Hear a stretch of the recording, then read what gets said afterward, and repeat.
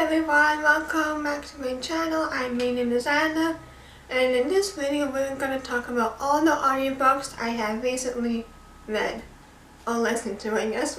I don't know. So, I actually got my phone here because I actually don't remember most of the books I have listened to. And I listened to quite a lot. My recent audiobook, it has been Hunted by the Sky by Tanaz Bathina.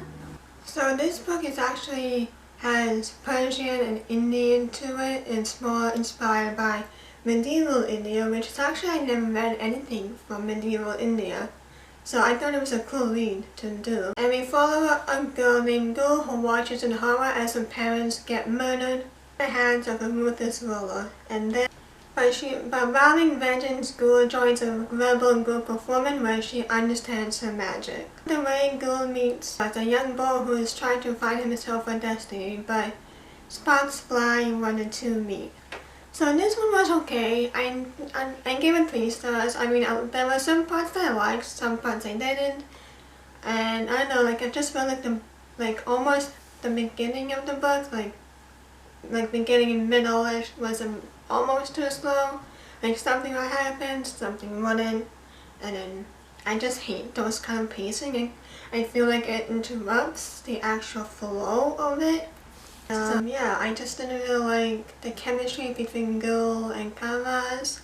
I just felt like there was like just no chemistry at all. But I was really interested in seeing how Gul was going out for her vengeance. Like that part, it was really interesting for me. So it was really cool to see that part. Also, I couldn't really connect with Gul. I feel like she gave off, I'm not like other girls, you know, the thing that we always find in books. So, and as for the writing, there was actually a lot of showing instead of telling. I mean, that's kind of okay, but like I really wish there was just more telling. I didn't like this book. So and that book is Once Upon a Broken Heart. I was about to see Once Upon a Time. Oh my gosh. Hashtag Regina. Okay. So my next book is Once Upon a Broken Heart by Stephanie Garber. Y'all, I did not like this book. I gave it 2 stars. I was just so bored throughout the book. Like, I don't know. I just couldn't connect with the characters at all. I could just not care about them. And then like the only part I really like is like the actual ending of it. I actually thought that was pretty okay. But like, where did they get the vampires from? Like that actually makes no sense to me at all. Like what the heck? Vampires? Oh my god. Yeah, I just didn't like the book. Like, I actually really figured out who this mystery person is. I'm not gonna spoil anything because you guys haven't read it yet. But like, this book was just awful. Okay, moving on.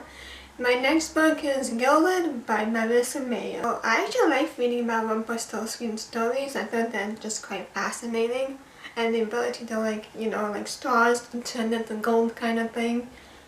But this one is okay. I gave it 3 stars. It did kind of felt flat, and the pacing just was all over for me, I guess. And I don't know, the ending, like, what the heck was that ending? Like, what? Yeah, I thought the book was way too long. I actually felt kind of frustrated with it. And I don't know, like, there were times when I'm like, is this book over? Like, I did like it, don't get me wrong, but like, I just think there was just some parts that weren't necessary. I'm not gonna spoil in case you guys have read it, but like, I don't know, it was just too long and I didn't really like the main character. She was just annoying. Moving on to my other audiobook, and that was White Smoke by Tiffany D. Jackson. I didn't really like this one either. I gave it 2 stars. Yeah, I gave it 2 stars. Like, it was just so slow and nothing would happen until maybe like the middle part of the book. Like, why do books do that? I don't know, but I just don't like when books do that. I think it's just a waste of time, in all honesty. But like, it was just so slow, and the mystery parts weren't even interesting at all. Like, oh my god. Her mantra, change is good, change is needed, change is necessary. Yeah, whatever, how it goes. That was actually really annoying. Like, we get it, change can be good sometimes. Like, I totally agree, it can be good. But, like, do you have to repeat it, like, in every almost chapter or whatever? Like, I hated that part. It was so annoying. Like, we get it, okay? We get it. Just calm down. The thing that gave the author an applause is like the whole bug infestation. I can't talk today, I'm sorry. So, I thought that was well done. Like, the way how she panicked and started having anxiety after that. Like, I thought that was well done. Was it creepy? Yeah. But I thought that was just well done. So, yeah. Oh, and I think her name was Piper. I think that her name was. I didn't really like that too. Like, no offense, but it was like kind of obvious as to what was happening with her. So it just kind of made me so frustrated that the other characters couldn't see what was happening. Like, she was starting to be odd. I'm surprised her father didn't even realize how odd Piper's acting. I mean, yeah, Piper just, like, obviously Piper would change herself when her father comes and be all normal, but like, I'm pretty sure he could tell just a little bit of something was wrong with her, but he didn't make any connections, so I don't know. And the whole bit about marijuana, I feel like the author was trying to do too much at once. Like, I feel like if she only left the book with the horror aspect and with the whole ghost and possession and all that, I think that would be fine, but with the whole marijuana, I'm hoping it won't be demonetized. But like, I think that was just, she was just trying too much all at once, so yeah. My next book is The Watchmaker's Daughter by C.J. Archer, and I gave this a 2.5. It wasn't bad, it could have been better. I really like the whole magic of like the pocket watch and how it heals someone, who I'm not gonna spoil. But I thought that aspect was really cool, and I wish like the magic part was more focused. I also didn't really thought it made sense when in the like, she automatically came to a conclusion that the Dark Rider, who is supposedly Matthew, and she's like, aha, that's who he is. He is an outlaw because he came from America. Like, I don't know, I never like how she just jumped to a conclusion automatically. So to me that was kind of weird and just doesn't really make sense. Of course, I'm not going to tell you who the Dark Rider actually is, but I don't know, it just doesn't really make sense to me, like why she just suddenly jumps and it's clear that he is the Dark Rider. So yeah, and the chemistry between him and Matthew, I just didn't feel it. I just couldn't kill about them. I don't know, like which is funny, like the book started okay. Like, I really liked the pacing in the first half of the book, and then it just fell flat and later on, which I don't know why books do that all the time, but it's really not cool. So yeah, I don't know how to feel about it, so it was okay. I'm planning to like 13 books I think in here, so I'm not gonna waste my time reading them, just so yeah. Like, I just can't. I have other books to live for and cry over them, so I'm just not that patient person to read 13 books. I mean, unless like I'm really dedicated to it, then fine, maybe, but don't count on it. That is The Nobleman's Guide to Shipwreck and Scandal by Mackenzie Lee. I wanted to, I'm sorry, that is my, I wanted to love this. Like, I loved the first and the second book, but this one, I was just so sad it didn't work out for me. I gave it 2 stars. Like, I was just so bored with it.